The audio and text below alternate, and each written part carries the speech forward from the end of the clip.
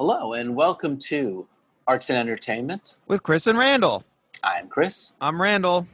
And welcome to the third and final part of our three-part episode where we look at whether or not art has any kind of political threat to society, whether or not the government controls art and its unholy and unstable relationship. Or how did you say this, Randall? Does art matter? As a political force. Does art influence people's opinions? As a political force. Mm-hmm. So we just finished off with comic books and we got into the rating of comic books. And I wanted to broaden this to the rating systems of things like the film rating system, the music rating system, government censorship, and how that is a form of political control. So as we had mentioned before, I guess the first real rating system is the Hayes rating system in like the late 30s for films. Yeah, that sounds about right. The Hayes Code or something? Hayes Code. And that really dealt with language, sexual promiscuity. I don't honestly think it had anything to do with political issues or socioeconomics. Well, it depends on what you consider political. I mean, good always had to triumph over evil, and they couldn't show anything sexual, and good always had to triumph over evil. So, but it's interesting because if you look at that period of history, I would argue something like It's a Wonderful Life is fairly critical of capitalism. Yeah, and that became a very popular movie, and we still have capitalism. Right. But, things like that, there are, I would say probably the 30s and the 40s, anything before, say, right through to the end of even post-war America, there is a really great form of just mainstream films that are, if not overtly critical, some are, like On the Waterfront, which is critical of capitalism. Yeah, up right through to things like that. You do see things that are critical, that are political in nature. And it's a great time for American cinema. Yeah, the 20s, 30s, 40s was a hotbed of political radicalism, the Great Depression. And what happens to stop that? The House of Un-American Activities. Well, I mean, World War II has some influence, but yes. No, coming out of World War II, these films were still being made. That's what I'm saying. On the Waterfront is, I think, 1950. There's a lot more social criticism coming after the war than before the war, because after the war, you have the Depression and the war, and you have things like The Best Years of Our Lives that are critical of how returning soldiers are treated. So that's my point. Is there's so much politics going on in film coming out of World War II, and then you hit the beginning of the Hollywood 10 and the blacklisting in the 50s. And once again, just like with the comics code, it's declawed, right? Well, you're talking about the Hollywood blacklist specifically, right? So, yeah. That's a great example, I think, of a lot of things going on in the modern era where you have mass media and then you have the authoritarian powers that be becoming paranoid that the masses will be looking at this art and their little tiny minds will be swayed into thinking the wrong things. So, you see it with Stalin. You see it in communist countries. You see it under Hitler and the Nazis. I mean, Hitler, I don't know. Was Hitler, do you think, one of the very first? Were the Nazis some of the very first who were so obsessed with art, do you think? Benito Mussolini, the philosophical founder of fascism, was a great lover of classical Italian arts, made sure that great works of art could be seen anywhere, that students would have to join opera leagues to learn how to sing. He did not even have people who were modernist art who would do artwork that exalt their fascist views of modernism. So it's a very and that's a great episode we should do another time. Well, yeah, so you see this all over the uncomfortable alliance between art and fascism. Well, you see this all, yeah. So you're right, right. So you see this all over the world. This obsession that especially authoritarian right-wing people have with I'll say authoritarian people have with the arts, with what the masses are looking at. There's two ways in which it works, right? Which is to censor or to co-opt. So with Hitler, with Mussolini, with America, you can see where they co-opt and you can see where they censor. Go on. Okay, yeah, I mean, even Hitler was more of a co-opter, I would say. He had this thing called degenerate art, and he put all the degenerate art into a show and then had that tour Germany, and people could come and see what not to do. Right, and he was a great lover of Wagnerian opera, you know, much in the same way that Mussolini is a great lover of Italian opera, and he felt that that celebrated the great history of Germany. And through art, Germans could become more patriotic, and they could have a greater love of their culture. Because in fascism, there is the idea that the individual is part of the state. So we have a state identity, which is why national works of art promulgate an idea of a state identity. Yeah, and I think both Stalin and the House Un-American Activities Committee, they both had this perception that we needed to root out the artists who were thinking the wrong way. Right. And we need to ban them. Stalin threw them in the gulag, and the Huok just threw them in jail. Told them, threw them in jail, or told Hollywood not to hire them, right? Right, and that is the most blatant time in American history of censorship that I can think of, where there was, I mean, it continues on the individual level. You ever saw the People versus Larry Flynt? You know, yes. There's that whole way that the government went after him for pornography. Don't really want to get too deep into pornography, but it does show that constancy of government censorship. We are doing research for a future episode, and I ended up getting into the whole gangster rap issues. And it amazes me, and this is another area where you have the FCC, which controls what you can say in television, and it controls what you can say on radio, because the FCC is in charge of broadcast waves. Well, so yeah, you have language issues, and Carlin did that thing, the 7 things you can't say on TV. And I know we're calling back. We're doing a callback on George Carlin, but the FCC and that's a good one, because that bit, while it doesn't really challenge your views, reminds you that what you're seeing is being limited.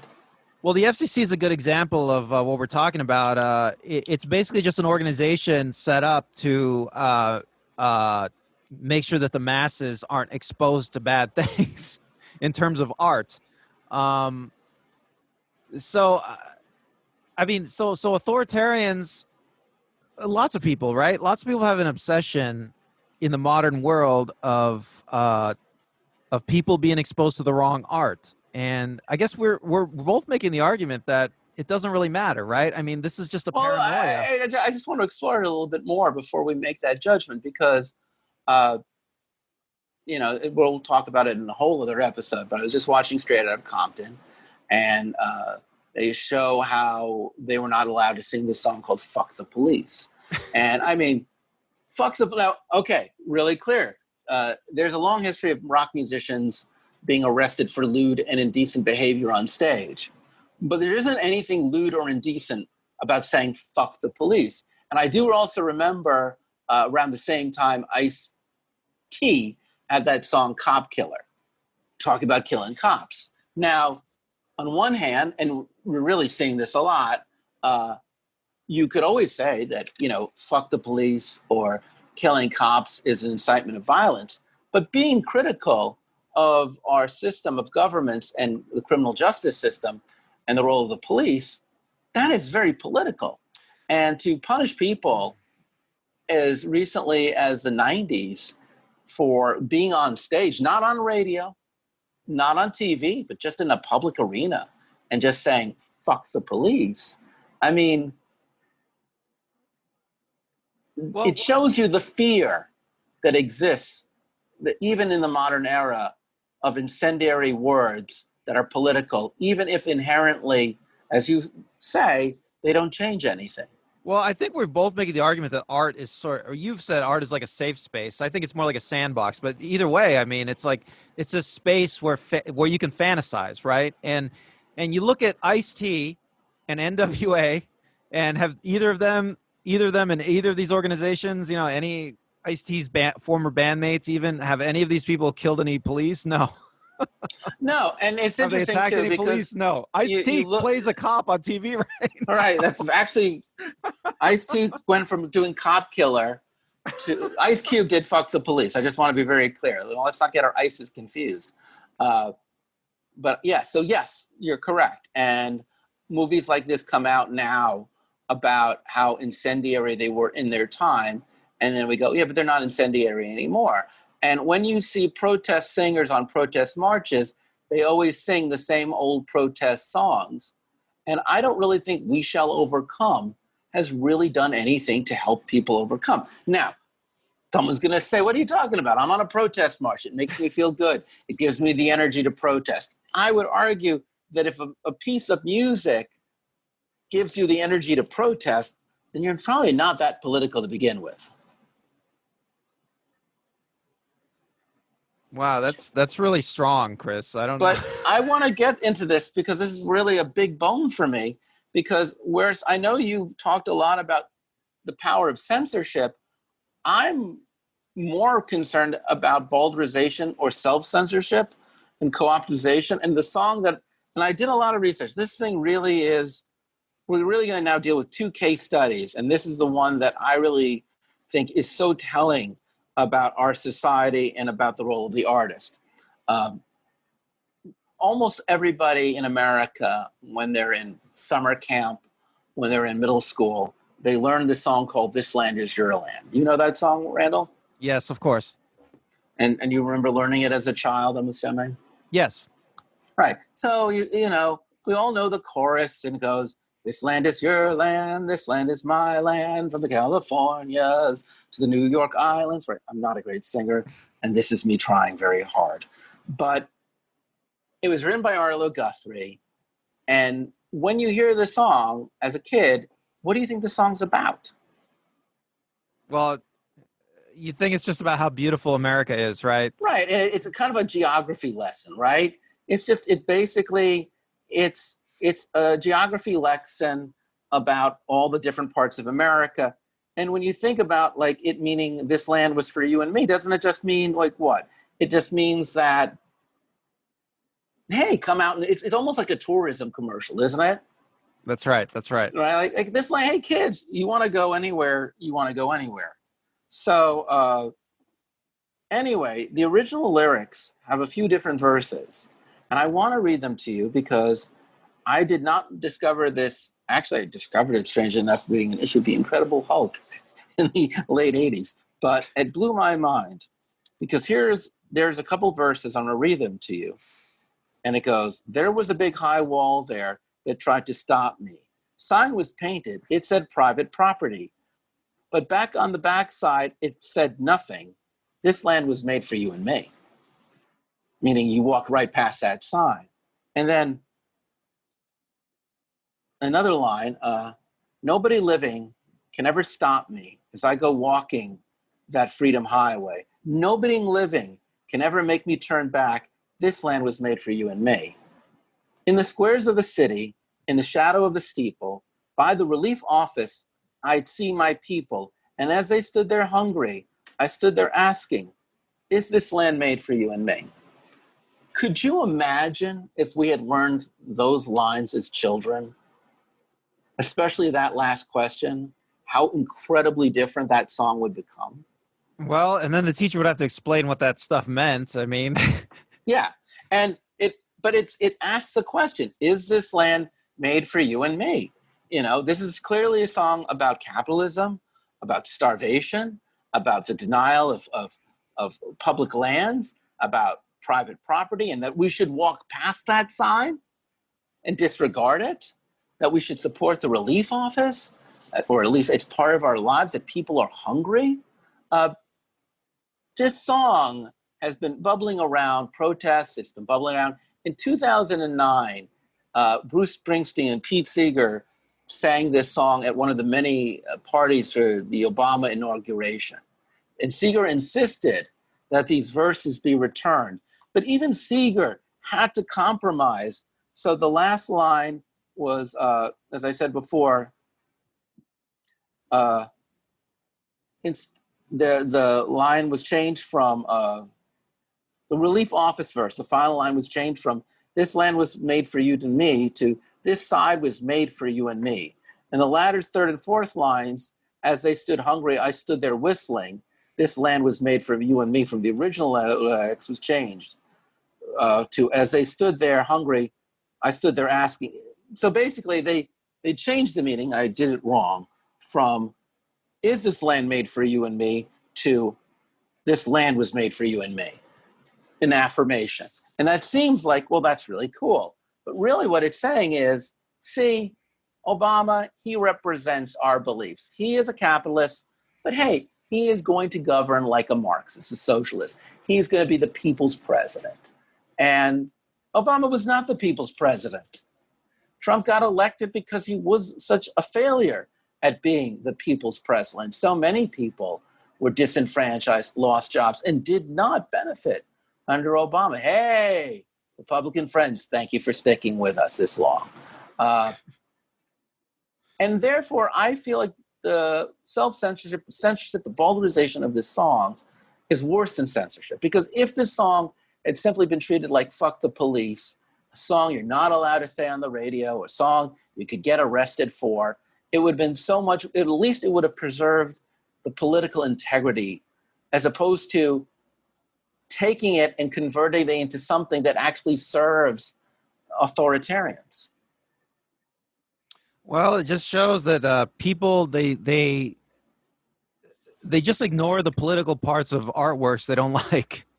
Well, but in this sense, the people didn't even have a choice, right? Because in this sense, the powers that be, the educators, radio, all the people who performed it, all the outlets literally said, you cannot, this is the version that you're going to sing. Not you can't play this song, but we want you to play this song, but we want this song to now be something that is no longer in the service of class consciousness, but basically a geography lesson or "Welcome to America, please fly everywhere." Well, you know, this is why I am a little bit ambivalent about this issue. I know we've both come down pretty hard on the case of art not mattering, but there is a case to be made that the art that does trickle up and become mainstream, it's approved art, right? It's state approved art. It's state approved art, and that country and Western, in my opinion, has now gone from being something that was folkish, that was about being poor, suffering, to something now that has just become jingoistic. Which is why at Republican conventions you now hear a lot of country music. I don't really think you would have heard a lot of Hank Williams Sr. And today you're not going to hear original country music, but you hear contemporary country music about how great America is. And, you know, what is that song? It's a flag, not a rag, or, you know, Leroy Greenwood stuff. God bless the USA. In fact, "This Land Was Your Land" was written as a protest to the Irving Berlin song by Kate Smith, "God Bless America," because Arlo Guthrie thought it was such a blindly jingoistic song that did not question anything and only basically just propagandized. Well, you know, this is an interesting question we're asking. We are getting into a world where there's less control of media, right? I mean, over in China, they put a lot of controls on the internet. You know, they're clamping down harder and harder all the time. Over in America, we're starting to see some of the beginnings of clampdowns on arts and the media, on internet in the United States. I would say, you know, there's a lot of people being censored from YouTube. There's a lot of Facebook's getting a lot of pressure to censor more and more people. I mean, Alex Jones, right? I love to talk about Alex Jones because he was really the first person that was really censored on the American internet. But censorship for political speech is different than censorship for art. And I just want to keep this within the boundaries of art for the time being. Not that we shouldn't go back to it later, but the premise of this show in particular is censorship or co-optization in the art. And I know you're a big advocate about what's wrong with censorship, but let's visit one of the most unique experiences in American history. As I said in our first episode, there was one form of fine art we disagreed, we ignored as being unpotent, as being impotent, and as being part of it, and that was fine art. And let's get into the time that the government actually deliberately used fine art to propagate American political interests. Okay, I guess I could talk about it. I guess this has only come out in the last 10 years or so. It's been revealed that the CIA promoted modern art in the 50s through like art galleries, Art money to art museums. galleries, art museums. So like American expressionists, and I want to be really clear, I'm not saying they're without merit or they wouldn't have been successful on their own, but people like Jackson Pollock, Mark Rothko, the American abstractionists of the 50s, the CIA deliberately, I'm going to read this to you because it's just so fascinating to me when you realize this. It was very much premeditated. It was, and then I will discuss it with you. It was called Operation Long Leash. And the centerpiece of this campaign was the Congress for Cultural Freedom, a vast jamboree of intellectuals, writers, historians, poets, and artists set up by CIA funds in 1950, run by the CIA. It was a beachhead in which culture could be defended against the attacks of Moscow and fellow travelers in the West. At its height, it had 35 countries and published more than 24 magazine articles, including The Encounter. And then for the art, the fine art, this blew my mind, was they used, and I grew up in New York City, so I find this incredibly dispiriting, but the Metropolitan Museum of Art, which was started by Peggy Guggenheim, here are the people who worked behind the scenes through them. Here, let me just read this. Because abstract expressionism was expensive to move around and exhibit, millionaires and museums were called into play. Preeminent among them was Nelson Rockefeller, future Republican governor of New York, whose mother had co-founded the Museum of Modern Art in New York City. He was one of the biggest backers of abstract expressionism, which he called free enterprise painting. He was contracted by Congress, Cultural Freedom, to organize and curate most of its important art show. The museum was linked by several other bridges. William Paley, president of CBS Broadcasting and founding father of the CIA. Did you know that? Did you know that he was the founding father of the CIA and CBS? That's interesting. No, I don't think I did. Sat on the board's museum international program along with John Hay Whitney, who served as the agency's wartime predecessor in the OSS and its chairman. So yes, there was the leading light of America's art curation worked in lockstep with the CIA. Now, why was this, Randall? Well, I think that, this is during the Cold War, and many Western intellectuals, especially in the United States, were on board with the Soviet cause. They're on board with communism. And the fear and the idea was we need to do something to get these intellectuals back on our side. And so they were going to wage that war in art. And the Soviets, obviously, they had a stranglehold on their art system. They only allowed a certain type of art. It was very there was a very narrow window in the kind of art they allowed. So to combat that, this program, Long Leash, the idea was to promote the most far out avant-garde art there was, to show. Let me read a quote to you by Tom Braden, the first chief of the CIA's International Organization Division, who was the executive secretary of the Museum of Modern Art in 1949. He said this just recently. We wanted to unite all the people who are writers, who are musicians, who are artists, to demonstrate that the West and the United States was devoted to the freedom of expression and to its intellectual achievement without any rigid barriers as to what you must write and what you must say and what you must do and what you must paint, which was going on in the Soviet Union. I think it was the most important division that the agency had. I think that it played an enormous role in the Cold War. Hey, the irony behind that operation is that the United States government had just implemented the comic book code and started the Hollywood blacklist. Artists, and at the time that this was going on, Harry Truman, who was president, said, if this is what is art, then I'm a Huguenot, which, by the way, makes no sense. Hottentot, saying a Hottentot, right? Which is racist, actually, I think. But really, And Yes. thank you for educating me on that one. But that's my point, is that this was a time where the CIA was clever enough to know that mainstream Americans might just be in their camp, but they needed everybody to win, because they understood that the intellectuals, the highest members of our society, they have the education, they have the money, they have the greatest access to how this country will go. And to use their own art against them, or to propagate internationally that American art, because of its apolitical stance, could defeat Soviet art for its political, because the Soviets were propagators of what was called social realism. And while it looks very silly today to look at these big Promethean figures, who are farmers or soldiers with their plowshares and their weapons, same with communist China, use the exact same aesthetic. Social realism, when done well, does question the economic structures of a society.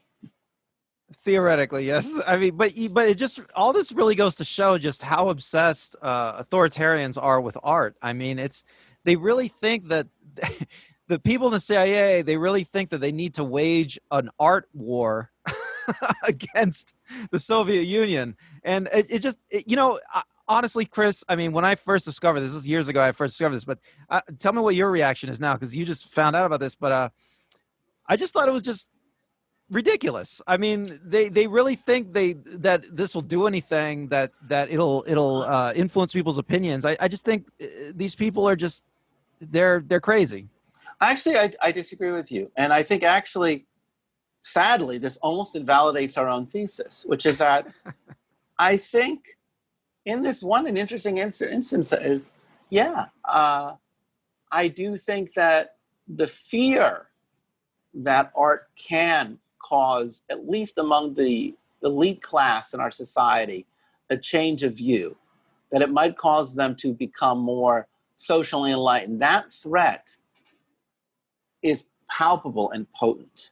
And I think that in the 50s and 60s and 40s, I should have gone 40s through 60s, but there was an actual concern, and a rightful concern among the intellectual class that made it, because these guys at the CIA, they went to Harvard, they went to Yale, they were learned men and women. They were from the elite.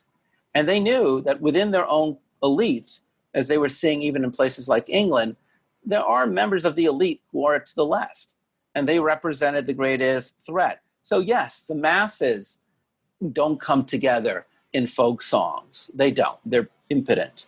The masses might really just fall for commercial art. And maybe most people who live in the middle, they just want a good life. But people who have enough power and authority that they're no longer beholden to being considered in high opinion or having to make their living through the approvals of others, they have a relationship with art. So strangely enough, I'm saying, I think it